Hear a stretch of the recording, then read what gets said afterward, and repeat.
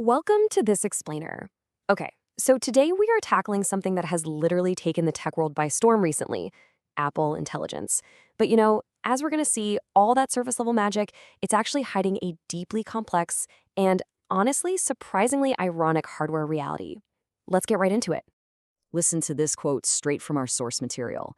Most powerful Apple Intelligence AI features powered by Google and NVIDIA limited to these devices. Wait a second.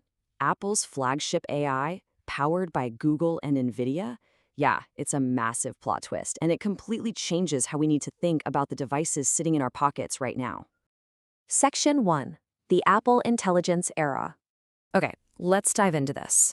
For years, the whole tech community has been waiting on the edge of their seats for Apple to finally make its grand entrance into the generative AI space. And with Apple Intelligence, they definitely delivered deeply integrated features woven right into the ecosystem. We're talking about tools that can rewrite your emails, generate custom images right on the fly, and actually understand your personal context across all your apps. It's a massive leap forward. But there is a very significant catch to this whole new era. Section 2, the hardware VIP club. So right now, there is a very clear line drawn in the sand between the haves, the devices that can actually support this new AI, and the have-nots. So ask yourself, did your specific device make the exclusive cut, or are you on the outside looking in? Because Apple is historically known for supporting older hardware with software updates for years, right? So why the sudden hard cutoff for AI? Well, the boundary here is incredibly strict. Only the absolute newest, most premium hardware, like the iPhone 15 Pro series and the M series chips, are approved. Literally everything else is unsupported. And look, this isn't just some clever upsell tactic. It's a hard physics problem. Running local AI requires a massive amount of internal memory and processing power that, quite frankly, older phones just physically do not possess. But here's the kicker. Even for the haves, that local processing isn't anywhere near enough for the real heavy lifting. Section 3. The hidden cloud infrastructure.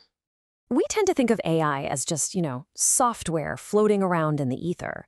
But the reality is highly, highly physical. Running complex AI requires vast data centers. We're talking giant frameworks of servers, processors, and networks consuming absolutely enormous amounts of electricity and water for cooling, sometimes just to process a single prompt. So when you ask for one of those most powerful AI features, your brand new super premium iPhone doesn't actually have the muscle to do it all alone. It securely packages your request and sends it off to massive industrial-scale data centers to do the actual brain work. But whose data centers are they exactly? Section 4. Powered by tech rivals. This is the million-dollar question. Or actually, scratch that. It's a multi-billion-dollar question.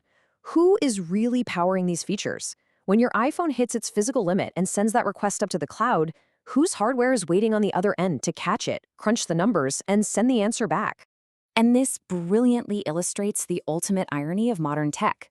The heavily guarded, famously closed Apple ecosystem is heavily relying on outside tech giants. Yeah, when Apple needs serious computational firepower in the cloud, they are turning to specialized processors designed by Google and industry-dominating hardware created by NVIDIA. Think about that for a second. Exactly two massive competitors are serving as the critical backbone for Apple's absolute best AI features.